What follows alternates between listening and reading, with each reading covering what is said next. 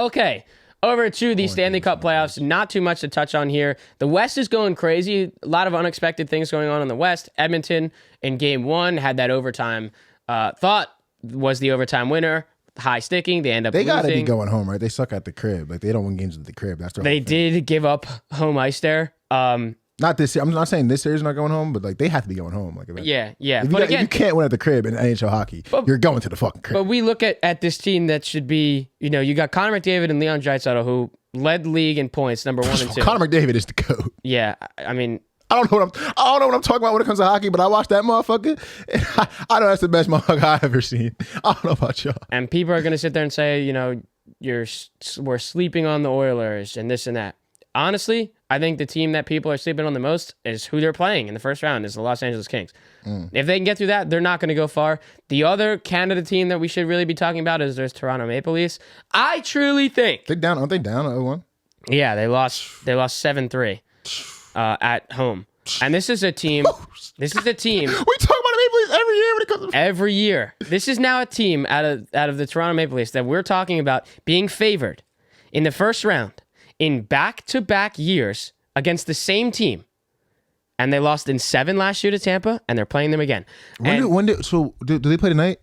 Yeah. They're like minus 170, right?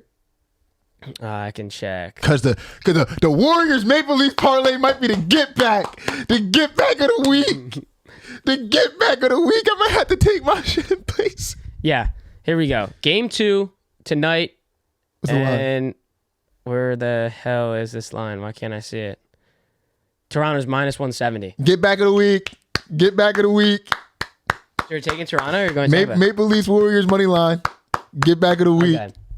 Book me. This is a team that last year you had the fans on board because we can get out of this. We can get out of this playoff, experience where we get into the playoffs and we lose in the first round, and then they lose in 7, and then the fans are devastated, and then they look even better this year, and then game 1 at home in Toronto we lose 7-3, and then the fans are like, "Well, I'm done with the Leafs again." They got it. And I will tell you this though, I believe Austin Matthews will not want to be a Maple Leaf anymore if they get bounced in the first round. There's no way you can want to stay there. I mean, come on, dude. It's just bad juju. And then we obviously have the defending champs out of the Avalanche losing to the Kraken in game 1, losing home ice for them. I mean, they lost to the Kraken like 4 or 5 times, or like they've lost to them plenty of times. Plenty of times. And the big one two big teams real quick I want to highlight is obviously the Rangers and Devils series. Everyone's saying, well, leading into this series, the Devils are the better team. They're going to put up a good fight against the Rangers. They might bounce them, even though the Rangers have Kane, even though they made those moves with Tarasenko. I will say, this goes to show the inexperience from the Devils in the playoffs. And that's what everyone's going to say. Well, just because the Rangers won 5-1, they immediately go just to give digs to the Rangers, not say that they didn't play a good game. They're just like, yep, well, they're playing an inexperienced playoff team. So that outweighs 23 block shots. Igor Shesterkin, 5-1, basically had a shutout until late in the third with a penalty shot goal by fucking Jack Hughes. But I don't see why we can't credit the defense, why we can't credit Igor Shesterkin and say that the Rangers are going to coast through this series and they're going to go play Carolina again in the second round. And who I shouldn't say hopefully, but who might be playing Tampa or Toronto in the second round, but it probably would be Tampa, is the Boston Bruins. And they got bounced last night. They going to lose to Tampa, bro. I'm telling you, this is what I said last week.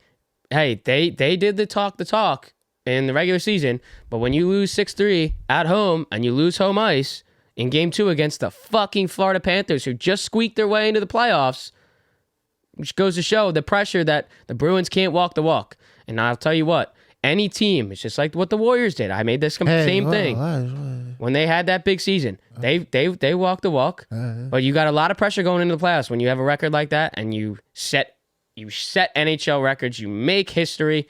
You got a lot of pressure coming in. You ain't violate. I thought she was about to violate. No. So that is, I'm really eager to see. I wasn't really tapped into game 1 at all because I'm like, it's the Bruins. They're gonna bounce them. They're gonna walk right through them. And now we're 1-1 going back to Florida. So very excited to see that series.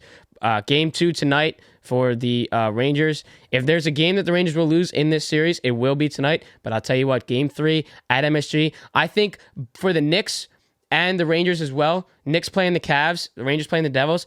I don't think the Devils players, the Devils fans, I don't think the Cavs fans and the Cavs players realize when they are coming to MSG on Friday night. You need to watch your mouth when you say Cavs players. But you listen to what I'm about to say. You won't exclude one guy from that. Cavs players, Cavs fans, Devils players. Friday night, Knicks are at home. Saturday night for their first home playoff game. Saturday night, Rangers are home for their first playoff home game. I don't think these fans and players realize they have, playing in the same arena, two fan bases, two teams in the playoffs at the exact same time. MSG is going to be more rowdy than we saw it last year when the Knicks were playing fucking. So I don't think they're ready to hear the noise level. And I think on top of the defense that the Cavs played in game 2, I think the crowd in Cleveland had a large factor of that as well. One guy is going to be ready to go, and that's Donovan Mitchell. And I think that's going to... We can't hold up fucking Darius Garland's game as well. I mean, that was crazy. Nah, and I feel like an asshole too. I just think if there's someone that's going to be affected, maybe a little bit of... I think they're all going to be fine. Me personally, I think they're all going to be fine, just from like the crowd standpoint. But anyone to be affected, it's going to be the young guys. But I think... Well, I feel like an asshole because I think Mitch is going to go into MSG and be like, yeah. Like that Trae Young shit. Well, when he dropped 38 in game 1 and lost, I was like, Donovan Mitchell can't score 40 a game. Yeah, he can. For like the entirety of this series. Yeah, he can. And if you're telling me Donovan Mitchell has to score 40 for them to win, this is me after game 1.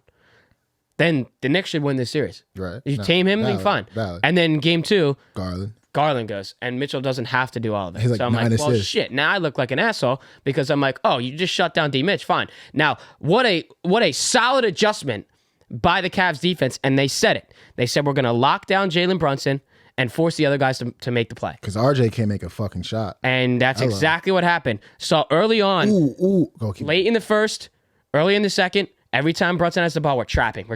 They're backing him up, back towards half court. Back towards half court again. And he's off balance on his back foot trying to make a pass. And then no one wants to make a shot. He needs RJ. I'm not going to say that the Knicks... You know what's funny? I said when they signed Jalen Brunson, he's here to compliment RJ. Right now, RJ needs to compliment Jalen Brunson more than anything in the world. And I'm going to say, with the Knicks in this sense, I don't think they played that bad of a game. Hear me out. In game 2, I don't think they played that bad of a game. It was just that nobody was making shots. No one could hit a shot. And I'm like, when we're going up, I know we're heavily getting pressed, trapping, defense was insane. But like when we have open shots, no one is hitting a fucking shot. And we're down 25 at half. I feel like they weren't very strong with the ball either that game. And like what was kind of annoying is like at all that entire game. This was Tuesday night. You had Rangers on at 7 and you had Knicks on at 7:30. And then the Rangers go up 2-0 and then 3-0. And then 4-0, and I'm like, all right, so this game's a blowout. Like, let's go back and check on the Knicks. And then that game's a blowout. So I'm like, obviously I'm invested in the Rangers because they're winning, but like, I was kind of hoping like, we could get fire endings down the stretch, and it's just Were you salty when Julius almost got his career ended? Here's the funniest part about that. Reggie Jackson, 12 seconds before, Reggie Jackson is like, Tom Thibodeau has to take his starters out. Yeah. Because this is where injuries happen. Literally 12 seconds later, Jared Allen, what are we doing? You didn't need to go up, bro. You're up 20. You don't need to go up. Let him get the dunk, dude. And then right when it happens, he's sitting there, and you can hear the announcers, both of them. They're like, oh my goodness, this. And then Reggie right after that, he's like, this is why. What did I just say? And I'm like, yep. What are we doing? And thankfully, he got his hand down. But what I will say that is could have been worse. I mean, it literally, like, I was texting Drew about it, and he's like, that literally would have been series over. Everything. But season over. Let alone fucking series over.